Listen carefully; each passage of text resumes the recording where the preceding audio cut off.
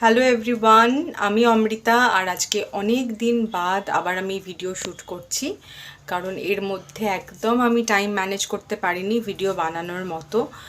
একটার পর একটা চলছে, বাচ্চার এক্সাম, তারপর ওর ডেলি যে পড়াশোনা, আমার কাজ, তো সব নিয়ে একদম টাইম হয়নি আমার। আর হ্যাঁ, আমারই ভুল, আমি সেই ভ্লগ বা ভিডিও শ্যুট করার টাইমটা একদম ম্যানেজ করতে পারিনি। তো আজকে অনেক দিন বাদে আবার ভ্লগ শ্যুট করছি। আমি এটা পোস্ট করব।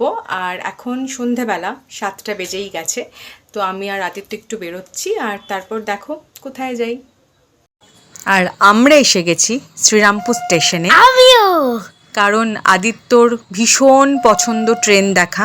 আমি আগেও এরকম ছোট একটা ব্লগ যখন দিয়েছিলাম তখন তোমাদের বলেছিলাম ও ভীষণ ট্রেন দেখতে ভালোবাসে, আর ট্রেন দেখলেই নাকি ওর এত ভালো লাগে, এত ভালো লাগে যে এটা একটা স্ট্রেস বাস্টারের মতো কাজ করে। তো এরকম ট্রেন দেখেও।